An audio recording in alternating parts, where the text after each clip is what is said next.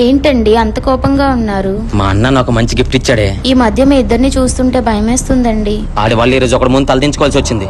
పరువుదేముందండి, అతను మీ అన్నయ్య కదా. ఇంట్లో ఉండే నీకేం తెలిసే బయట తిరిగిన పరువు విలువ.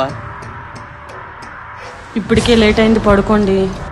మీరు ప్రశాంతంగా పడుకొని 10 రోజులు అయింది. రేపు ఎలక్షన్ ఎలా జరుగుద్దు టెన్షన్ లా ఉంది. మనం వేరే కాపురం పెట్టి తప్పు చేసామండి. ఇప్పుడు ఏం కంపలు ములిగానే? మీ అన్నదమ్ములు చూస్తుంటే భయమేస్తుందండి. శత్రువుల కన్నా ఘోరంగా తయారయ్యారు. ఎలక్షన్ అవుతే టెన్షన్ నేనుంటే మధ్య నీ సోదటే. అయిపోయింది కదరా, ఇంకా దాని గురించి ఆలోచిస్తున్నావా? మర్చిపోవడానికి మా అన్న కొట్టింది చిన్న దెబ్బ కాదురా. అన్నేం చేశాడు రా? దొంగ దెబ్బ తీసింది మన ఫ్రెండ్ కదా. మొత్తం చేపించింది అన్నే కదా. అవునరా, అయినా అన్న మనం ఏం చేయలేం. ఎందుకు చేయలేమురా? ఏం జరిగిన అచ్యుతరావు గారు చూసుకుని మాట ఇచ్చారు. అది ఇప్పుడు ఏం చేస్తాం? రేపు ఎలక్షన్ బూత్ దగ్గర ఏమైనా తేడా జరిగితే అక్కడే తేల్చేద్దాం.